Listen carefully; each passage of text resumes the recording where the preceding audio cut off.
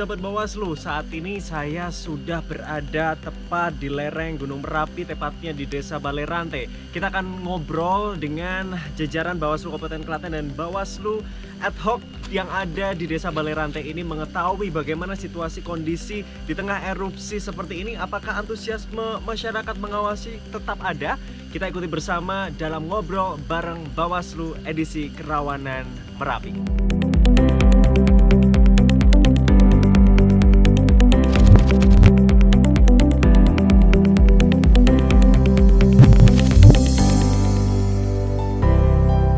Assalamualaikum warahmatullahi wabarakatuh. Selamat siang sahabat Bawaslu. Berjumpa kembali dengan saya Yusuf Manggala di Ngobras, ngobrol bareng Bawaslu. Kali ini edisi turun ke kabupaten kota. Dan edisi spesial kali ini kita akan membahas dinamika pengawasan di daerah rawan bencana. Seperti yang kita ketahui, Jawa Tengah hari-hari ini sedang disibukkan dengan berbagai berita tentang erupsi Gunung Merapi. Dan salah satu kabupaten kota di Jawa Tengah ada di dalam kawasan gunung yang rawan bencana ini. Kita akan berbincang dengan Kabupaten Klaten terkait tentang bagaimana dinamika pengawasan di tengah-tengah situasi erupsi Merapi, dan nanti kita juga berbincang dengan pengawas ad hocnya, yaitu pengawas kelurahan desa yang juga bergabung pada siang hari ini. Langsung saja sahabat Bawaslu, sudah hadir bersama kita siang hari ini ada Bapak Arif. Selamat siang Pak Arif, boleh dibuka maskernya? Selamat siang. Sehat Pak? Alhamdulillah sehat. Sehat ya, walaupun di tengah-tengah kesibukannya tetap bisa menyempatkan waktunya. Saya terima kasih sekali Pak Arif. Kemudian juga ada Pak BG, betul Pak? Bagio. Pak Bagio. Itu tapi lebih sering akrabnya tadi teman-teman saya dengar BG ya. Oke, ini adalah PKD. PKD, pengawas kelurahan desa di Desa Balerante. Desa Balerante. Lengkap sudah sahabat Bawaslu. Di sini ada Ketua Bawaslu Kabupaten Klaten dan juga ada PKD Desa Balerante Pak Bagio.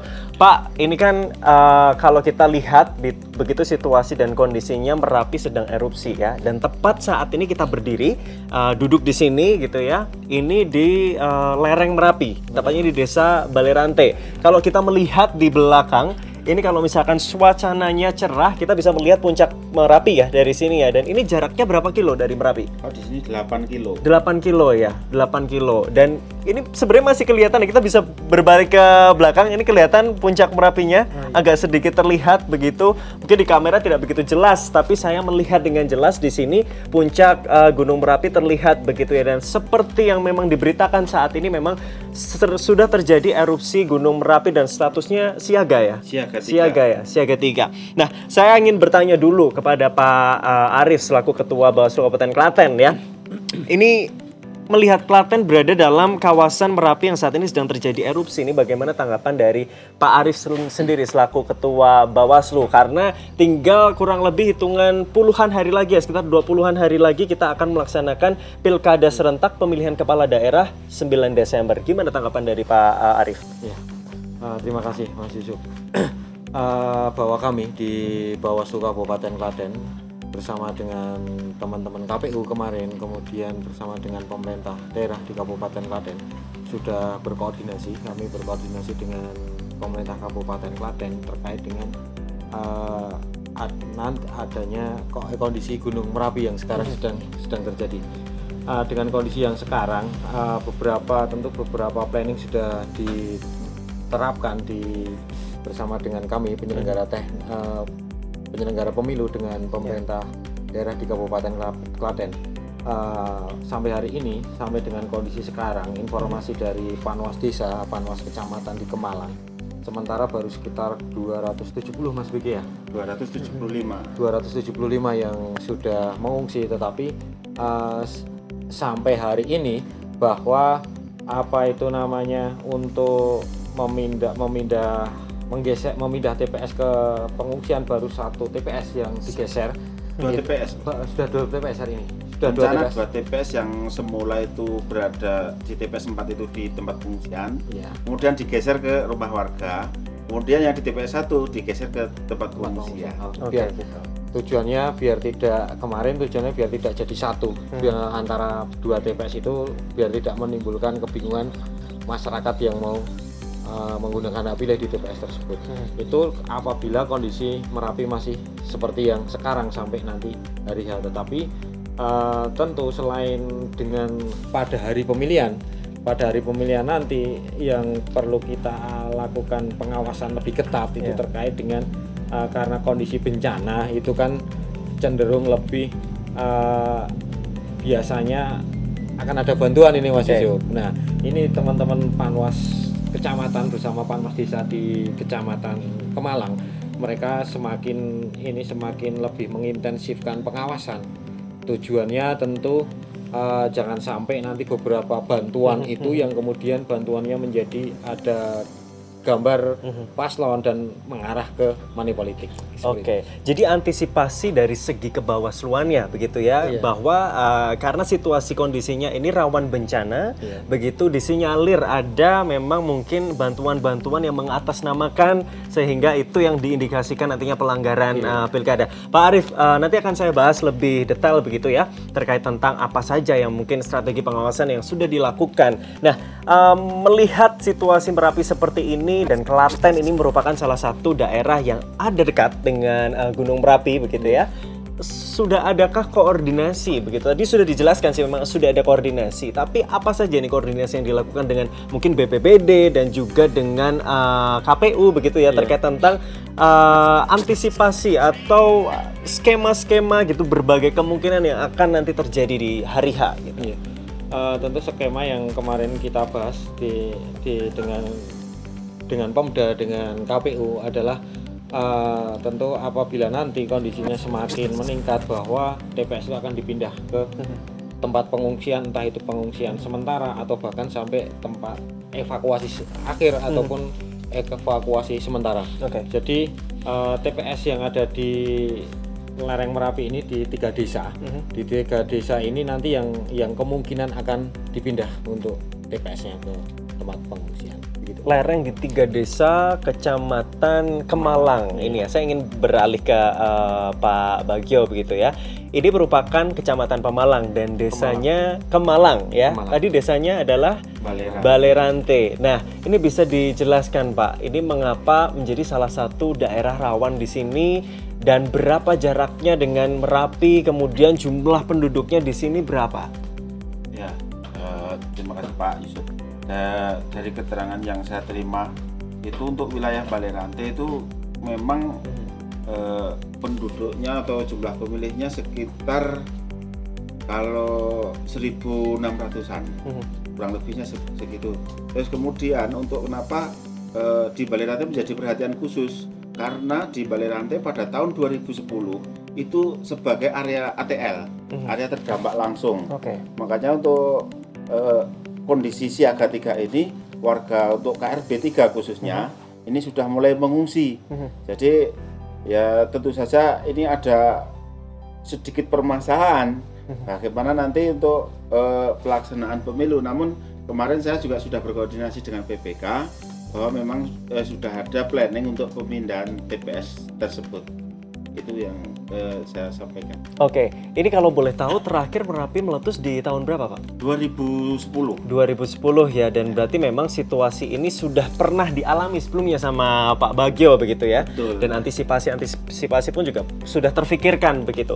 Yang saya ingin tanyakan Pak, ini selaku pengawas kelurahan desa di sini, tentu antusiasme masyarakat untuk memilih kepala daerah saat ini sedang euforianya tinggi begitu. Nah, dengan adanya situasi yang seperti ini begitu ya, ada erupsi Merapi, mempengaruhi nggak dari masyarakat sendiri? Ada nggak? Aduh, jadi malas untuk mengikuti, mengawasi gitu ya? Atau tetap sama nih, walaupun erupsi, tetapi saya juga tetap ikut semangat mengawal pilkada?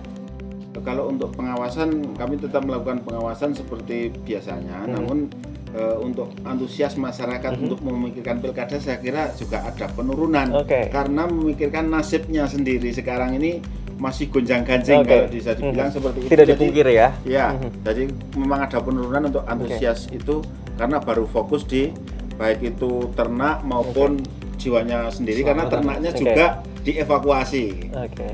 Oke, ini tadi ada penurunan begitu ya, karena memang situasinya harus mengurusi keluarga dan isinya terlebih dahulu begitu ya, Pak Bagio. Tapi saat ini memang pemerintah sudah menyediakan ini ya, tempat untuk evakuasi sementara atau pengungsian sementara, apakah sudah disediakan oleh pemerintah? Sudah, tempatnya di Balai Desa, terus kemudian gedung SD Balai Rantai 2 itu juga ada disediakan tenda dari BPBD. Oke, jadi sebagian masyarakat sudah ada yang berlindung di sana ya hingga detik ini ya. Lebih 275 jiwa. 270. Oke, kalau melihat tadi ada penurunan begitu, lantas bagaimana ini upaya dari teman-teman PKD sendiri? Ada berapa jumlahnya PKD di sini, Pak? PKD di sini, di Kecamatan Kemalang sendiri? Kecamatan Kemalang ada 13. Ada 13. Kalau di 13 ya, upayanya dari teman-teman sendiri, dari Pak Bagio sendiri nih, ini gimana untuk bisa tetap masyarakat ini walaupun di tengah situasi kondisi yang seperti ini tetap harus untuk intens mengawal pilkada? Ya, kami hampir setiap saat, mungkin tiap sore saya juga mengunjungi untuk barak-barak pengungsian. Terus kemudian kita sampaikan bahwa memang pilkada ini juga tetap akan dilaksanakan. Jadi kita informasikan terus, baik itu melakukan pengawasan secara baik itu berupa bantuan maupun sosialisasi di situ. Oke, jadi sosialisasinya sudah dilakukan ke masyarakat berupa meyakinkan bahwa pilkadanya tetap akan terjadi gitu ya, tetap akan dijalankan. Lantas Pak, seperti yang sudah dibahas tadi Pak Arief ya, ada berbagai kemungkinan penyalahgunaan momen gitu ya, ketika situasinya seperti ini ada berbagai bantuan yang datang begitu, ada nggak upaya sosialisasi ke masyarakat bahwa jangan sembarangan untuk menerima bantuan karena takutnya disalahgunakan untuk kepentingan tertentu gitu. Iya, untuk masalah bantuan kemarin karena saya juga anggota relawan di sini. Jadi kita tahu bantuan yang sudah masuk ini tidak ada indikasi untuk istilahnya kampanye, tidak ada. Jadi saya juga selalu ngecek karena saya sendiri itu di bagian logistik. Jadi saya selalu ngecek apa saja isi dari bantuan tersebut. Itu. Oke, kalau dari Pak Arief sendiri dari Kabupaten Klaten ini sudah dibentuk atau belum nih strategi khususnya nih untuk jajaran nanti di bawahnya baik Wascham, PKD dan juga PTPS yang baru saja dilantik kemarin, melihat situasi yang seperti ini kondisinya Merapi, apakah sudah dibentuk strategi khusus pengawasan yang nantinya akan dilakukan? Untuk pengawasan sampai tahap sampai tahap terakhir. Tentu kalau strategi yang sudah kita pakai ya sudah tadi saya sampaikan bahwa teman-teman di Kecamatan Kemalang tentu akan harapan kami lebih intens kembali ya teman-teman di Kemalang untuk strategi yang kami pakai adalah teman-teman untuk tidak lengah kan, dalam artian bahwa kondisi yang sekarang, kondisi pandemi yang sekarang ditambah dengan kondisi di Kemalang ini khususnya untuk 3 desa ini yang terdampak dengan kondisi Merapi yang sekarang, jangan sampai nanti disalahgunakan oleh pihak-pihak tertentu atau bahkan malah justru orang-orang yang nggak bertanggung jawab kemudian bahasanya ngendon-ngendoni masyarakat untuk berperan aktif, entah itu mengikuti tahapan pilkada sampai dengan pemungutan suara atau bahkan untuk tidak aktif melakukan pengawasan dan sebagainya. Nah, itu beberapa hal yang sudah kami sampaikan dengan teman-teman Panwas Kecamatan terkait, termasuk tadi Mas BG sudah menyampaikan bahwa mengecek bantuan yang masuk. Bahkan itu juga kami sampaikan kepada instansi terkait terkhusus BPBD. Jangan sampai nanti ada yang mencoba memberi bantuan tetapi bantuannya kemudian ditumpangi untuk kampanye dan sebagainya. Seperti itu Mas. Oke, sampai sedetail itu ya sudah dilakukan oleh Bawaslu Kabupaten Klaten. Nah Pak, ini kan memang erupsi memang kita nggak bisa tahu ya kapan Gunung Merapi ini akan meletus. Bisa jadi dalam waktu dekat ini, bisa jadi juga pada saat pilkadanya berlangsung begitu ya. Lantas ini kan sudah ada banyak antisipasi begitu yang sudah dilakukan oleh BPBD dan juga KPU dan Bawaslu pun juga sudah bekerja sama dengan mereka. Nah, kalau kita petakan sendiri di Kabupaten Klaten ini kira-kira ada berapa potensi TPS rawan yang akan bisa diklasifikasikan gitu? Mengacu kepada Pileg Pilpres kemarin, tentu dari dari TPS Rawan 2.550 TPS, jumlah TPS yang ada di Kabupaten Klaten ada 2.550 jumlahnya. Tentu kalau kita melihat TPS Rawan yang pernah kita pakai untuk pemilu 2019 sampai dengan kejadian di pemilu 2019 tersebut, mungkin sekitar 20% yang dari jumlah itu yang bisa kita nanti bisa kita kategorikan rawan, tapi rawannya berbeda-beda Mas. Indikator yang kita pakai nanti juga akan berbeda. Nah, untuk yang di Kemalang tentu selain tadi yang sudah kita bahas plan A, plan B dan sebagainya, tapi kami kemarin juga sudah sampaikan kepada teman-teman penyelenggara teknis, kemudian pemerintah daerah terkait dengan apabila nanti sampai tanggal 19 kondisi Merapi masih seperti ini, tapi ternyata karena ini alam, Merapi kan mungkin juga walaupun bisa diprediksi, tapi kan prediksi juga tidak bisa pas. Maka kami juga menginginkan bahwa semua TPS yang di 3 desa yang di Kemalang ini berada di pinggir jalan yang akses mobil dan sebagainya itu mudah.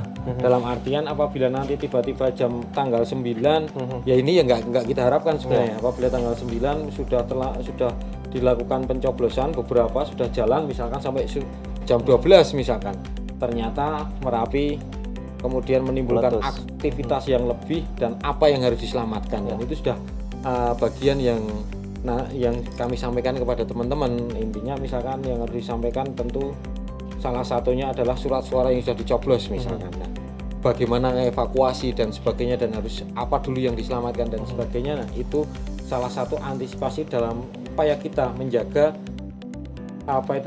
suara yang sudah terpakai itu tadi. Oke, artinya memang dari jajaran pemerintah pun juga sudah memperhitungkan termin-terminnya begitu ya Pak ya. Ketika memang kalau sudah, karena kan kita juga tidak bisa memastikan ya kondisi Merapi seperti apa, lantas ini kan pilkada waktunya sudah semakin dekat, semakin jalan. Mungkin artinya begini, sudah ada termin-termin yang ditentukan. Misal dalam minggu ini kalau misalkan kemungkinan Merapi tidak jadi meletus, ini plannya A. Kemudian di termin ini ketika tidak meletus di sini plannya B begitu. Kalau meletus di minggu selanjutnya ada plan C dan lain sebagainya sudah diperhitungkan begitu ya. Oke, Pak, saya balik ke Pak Bagio nih. Pak Bagio selaku PKD gitu yang mengetahui situasi dan kondisi yang ada di daerah sini, karena sejak kecil juga di sini ya Pak ya. Sudah tahu ya, sudah paham begitu ya. Nah, Pak, karena kan koordinasi di tingkat atas sudah begitu ya. Apakah ada juga pola komunikasi dengan jajaran KPU di bawah ini ya, seperti PPK, PPS gitu? Ada komunikasi nggak untuk mengantisipasi berbagai kemungkinan yang terjadi nanti ketika ada letusan? Tadi sudah saya sampaikan bahwa saya selalu berkoordinasi baik dengan PPS maupun PPK, bagaimana nanti antisipasi jika terjadi erupsi Merapi. Ya, salah satunya tadi untuk pemindahan TPS yang di KRB 3 itu jelas-jelas nanti kalau kondisinya tetap seperti ini, nanti TPS tetap bergeser. Itu tetap nanti dilakukan melihat kondisi situasi di Merapi. Artinya sudah saling berkomunikasi ya, karena memang ini juga harus bekerja sama begitu dan bekerja sigap begitu, melihat situasi yang terjadi yang kita tidak bisa memastikan kapan akan terjadi letusan. Nah, Pak Arief, ini tantangan besar loh untuk Kabupaten Klaten dan juga Pak Bagio ya, karena tadi saya mendengar bahwa sempat adanya penurunan begitu partisipasi masyarakat. Kalau dari Kabupaten Klaten sendiri, ini apa nih strategi yang nantinya mungkin akan harus dipakai mungkin atau sudah terlaksana untuk meningkatkan kembali ini partisipasi masyarakat walaupun di tengah erupsi ini, sudah di tengah pandemi, di tengah erupsi begitu ya. Jadi sudah pikirannya tuh aduh, beban tersendiri untuk masyarakat. Namun strategi dari Bawaslu Kabupaten Klaten apa nih untuk meningkatkan lagi partisipasinya? Tentu kami dari Bawaslu tentu kami tetap menggunakan jajaran kita sampai dengan teman-teman PTPS, tentunya seperti tadi disampaikan Pak Bagio bahwa semua walaupun dalam kondisi yang sekarang pilkadanya kan tetap dilaksanakan. Teman-teman penyelenggara kami baik dari PTPS, Panwas Desa, Panwas Kecamatan, mereka juga melakukan hal yang sama, menyampaikan kepada masyarakat. Selain itu kami sampaikan juga kembali kepada teman-teman kami sudah beberapa kali sebenarnya, nggak hanya pada saat hari ini kondisi Merapi, sebelumnya bahwa kami sampaikan kepada teman-teman penyelenggara teknis, karena ini kan soal kedatangan ke TPS. Soal kedatangan ke TPS berarti prosentase yang mendapatkan kan selain kami, tentu teman-teman KPU yang akan mendapat prosentase kehadiran masyarakat ke TPS. Maka kami sampaikan juga kepada teman-teman KPU dan sudah dilakukan teman-teman KPU, mereka kembali menggalakkan kembali sosialisasi juga, dalam artian untuk kembali memantik masyarakat, minat masyarakat itu untuk ayo kita berpartisipasi dalam pilkada, walaupun kalau dari kami di Bawaslu kan ayo berpartisipasi pengawasan. Nah kalau mereka ayo berpartisipasi dengan pilkada, karena memang pilkada ini milik kita, milik masyarakat Klaten, dan yang akan menikmati siapa bupatinya kan masyarakat Klaten semuanya. Kalau nggak berpartisipasi ya jangan berharap dengan bupati yang akan memimpin Kabupaten Klaten, kan seperti itu. Maka itu beberapa hal yang sudah berupaya kami sampaikan. Oke, ya kalau dari Pak Bagio sendiri, ini kan barusan kemarin juga dilantik ya jajaran PTPS. Apa komunikasi yang sudah dilakukan oleh teman-teman PTPS melihat kan memang situasi yang seperti ini? Ada juga mungkin PTPS yang dia baru begitu ya, baru terjun di dunia kepengawasan ditambah dengan situasi yang sendiri. Apa penguatan dan motivasi kepada mereka? Ya, kalau penguatan kepada PTPS, kami juga selalu memberikan gambaran atau istilahnya kita sering cerita dengan pengalaman-pengalaman yang sudah lalu, bahwa untuk pengawasan seperti ini, bahkan untuk kondisi seperti ini bukan hanya kali ini.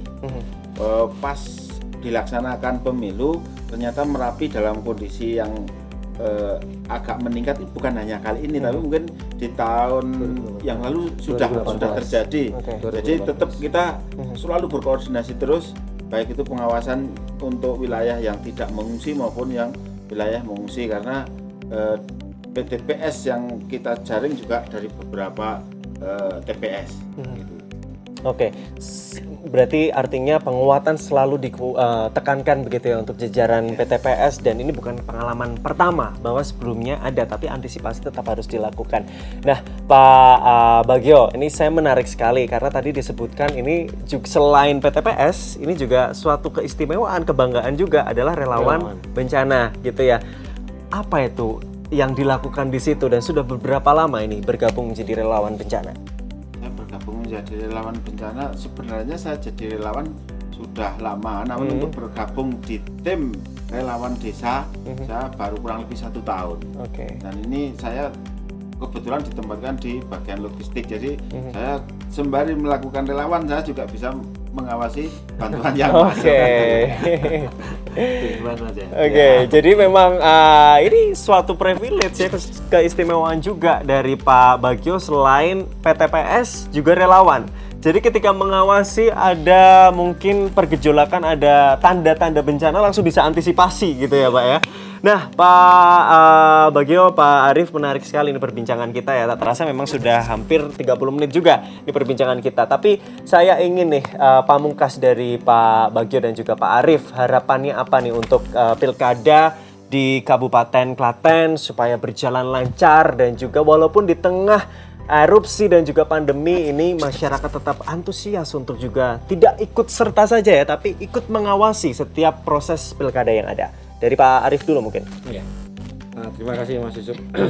Tentu harapan kami, harapan saya, harapan teman-teman komisioner Bawaslu Kabupaten yang lain, teman-teman jajaran pengawas di Kabupaten Klaten, ya, yang pertama tentu bahwa ayo mengajak masyarakat untuk berpartisipasi dalam pengawasan, tentunya karena kita dari pengawas. Di mata kami bahwa pilkada ini adalah milik kita semuanya, milik seluruh warga Klaten. Pilkada ini punyanya seluruh masyarakat Kabupaten Klaten. Tanggung jawab tentu berada seluruh masyarakat Kabupaten Klaten. Karena tanggung jawab adalah milik seluruh masyarakat Kabupaten Klaten. Harapan kami seluruh masyarakat Kabupaten Klaten ikut berperan aktif Mas dalam kegiatan pengawasan, setidaknya membagi informasi kepada teman-teman Panwas Desa, Panwas TPS, apabila nanti ada sesuatu hal yang mungkin akan terjadi dugaan pelanggaran dan sebagainya, atau bahkan ada kegiatan kampanye dan sebagainya. Harapan kami masyarakat berperan aktif, minimal masyarakat itu sebagai informan saja, minimal memberi informasi, nanti biar teman-teman jajaran pengawas sampai kami di kabupaten yang kemudian melakukan pengawasan dan seterusnya. Karena pilkada bukan miliknya kami penyelenggara pemilu saja, bukan miliknya pemerintah, bukan miliknya siapapun, tetapi milik seluruh lapisan masyarakat di Kabupaten Klaten tentunya. Begitu, Mas. Oke ya, jadi memang masyarakat jangan pernah takut ya untuk kita berani melapor, karena tangan kami tidak begitu cukup untuk menjangkau semuanya. Jadi butuh bantuan dari masyarakat untuk bergabung begitu dan juga berani melapor apapun itu situasi yang terjadi. Lantas dari Pak Bagio sendiri nih, selaku yang memang turun di lapangan begitu, melihat situasi secara langsung, apa nih harapan dan juga himbauan kepada khususnya nih warga desa apa Pak tadi, desa Baleranti ya, ini untuk tetap intens mengawal Pilkada 2020. Ya, yang tentunya kita semua berdoa, berharap supaya Merapi nanti tetap selalu aman, bersahabat dengan kita. Jadi kita bisa melakukan Pilkada ini dengan sukses. Karena apa? Pilkada ini adalah memilih pemimpin kita. Bagaimana menentukan nasib Klaten nanti itu adalah di Pilkada tahun ini. Saya harapkan semua masyarakat tetap antusias, tetap semangat, dan tetap bisa melaksanakan pemilu ini dengan tenang. Itu. Terima kasih. Ya, harapannya antusiasme masyarakat ya. Dan saya harap juga Pak Bagio tidak khawatir dengan situasi yang ini ya. Harus berani ya. Kalau Pak Bagionya sendiri takut, nanti masyarakat gimana? Jadi takut juga gitu ya. Jadi memang itu antusiasme masyarakat pun juga harus tetap dipupuk ya. Hingga sekarang mungkin kabupaten dan juga dari sisi pengawas eduknya bisa secara masif melakukan sosialisasi dengan berbagai program yang menarik, sehingga masyarakat pun juga akan terbentuk lagi semangatnya walaupun di tengah erupsi yang terjadi. Pak, kalau saya melihat di sini kan rindang sekali ya. Ini kalau kita ukurkan tadi 8 km ya. Berarti ini adalah desa terakhir atau masih ada permukiman lagi di sana, perkampungan yang ada di belakang kita? Nah, kalau di sini memang masih desa Baleranti itu sampai di atas sana. Nah, ini yang KRB 3 ini yang posisi di belakang sana, di atas sana, kurang lebih masih 2 kilo. Masih 2 kilo. Ya, jadi untuk Dusun Sambung Rejo, Dusun Sukorjo, Ngipik Sari, Gondang, dan Karangrejo. Ini yang masuk di KRB 3. Dan sekarang warganya mengungsi di balai desa. Di balai desa yang tadi kita lewat ya. Nah, tadi sempat lewat sahabat Bawaslu, mungkin kita nanti bisa ke sana juga melihat situasi yang terjadi di sana. Tapi harapan saya semoga semuanya sehat gitu ya, semuanya semangat karena memang inilah jajaran pengawas gitu ya, bekerja turun lapangan dan memastikan semua menjaga hak pilih agar tetap terjaga integritasnya dan juga hak pilihnya tetap terjaga sampai memilih kepala daerah yang terbaik begitu. Terima kasih sahabat Bawaslu setelah mengikuti Ngobras edisi kali ini, melihat dan mengupas tuntas bagaimana dinamika pengawasan di daerah rawan bencana, yaitu di Kabupaten Klaten. Semoga teman-teman sahabat Bawaslu yang mendengarkan saat ini tetap semangat dan juga antusias untuk terus mengawal proses Pilkada 2020 yang tetap terus berintegritas dan bermartabat. Saya Yusuf Manggala beserta kerabat kerja yang bertugas dan tentunya Pak Bagio dan Pak Arief, terima kasih atas waktunya. Semangat beraktivitas kembali. Kami undur diri, sampai jumpa di Ngobras edisi selanjutnya. Salam.